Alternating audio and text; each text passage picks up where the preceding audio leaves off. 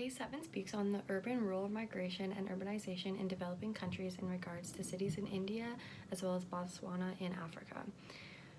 These countries have a dramatic scale of urbanization. It is projected that India will surpass China as the world's largest nation by 2028, and that Botswana has already well surpassed 60% of the urbanization rate as of 2012. For the study on India, Banerjee wanted to find evidence that the idea of segmented formal, informal, rural labor markets could work, which was built off of the idea of the probabilistic migration model.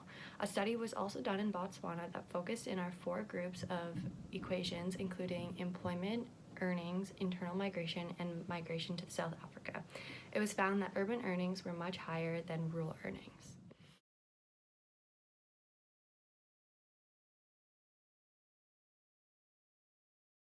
Inequality is found between residents within modern sector jobs and those working in the informal sector. In Delhi, India, entrance-level jobs are not as easily achievable. They require certain skills and qualifications that are not accessible to everyone. It is more common in Delhi that migrants stay in more informal sector jobs because that is what they expect when residing in new places, as well as the resources aren't there for them to span out into a formal sector, as well as most migrants that enter at a formal sector achieve this through personal connections that they have with people that are already in this level of employment prior to leaving their country.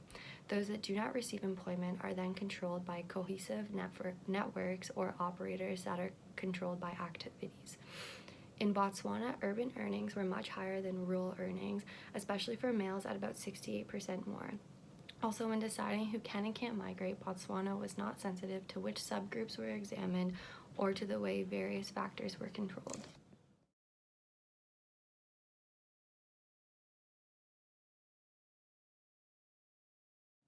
Botswana approached their development differently than Delhi, India did by following more of the original Todaro hypothesis, as opposed to the probabilistic migration model, which understood that informal to formal sectors is not always the case and sometimes it is one or the other.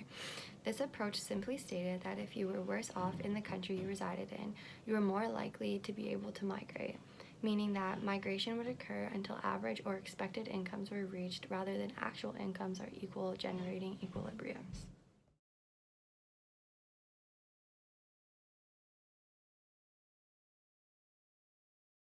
The cases of India and Botswana both show the value of probabilistic theory of migration, as well as suggest ways that it could be extended.